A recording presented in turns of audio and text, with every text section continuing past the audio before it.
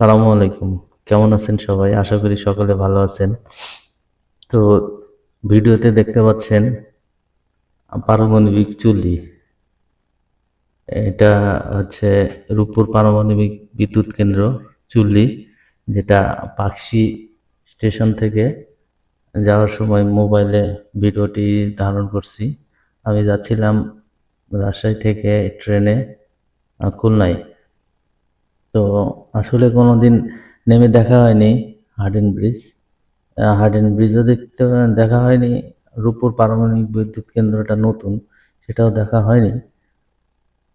ট্রেনেই অনেকবার দেখছি, ট্রেন থেকেই। তো যার কারণে মনে হলো ভিডিওটা করে শেয়ার করি। তো দেখতে পাচ্ছেন ট্রেন দ্রুত গতিতেই যাচ্ছে হার্ডিন ব্রিজের উপরে। তো এই হচ্ছে অবস্থা। তো আপনাদের যদি কখনো দেখার ওইরকম সুযোগ হয়, দেখে নেবেন। আপনার ট্রেনে খুলনা যাওয়ার সময় হাতে বাম দিকে পড়বে, মানে ট্রেনের বাম দিকে পড়বে। খুলনা থেকে আসার সময় ডান দিকে পড়বে। তো লালন শাহ সেতুও দেখা যাচ্ছে একটু একটু। হার্ডিন ব্রিজ, লালন শাহ সেতু পাশাপাশি। তো এই আর কি, ভালোই লাগে। এর শব্দটা একটু বেশি ব্রিজের উপরে, যেহেতু লোহার ব্রিজ।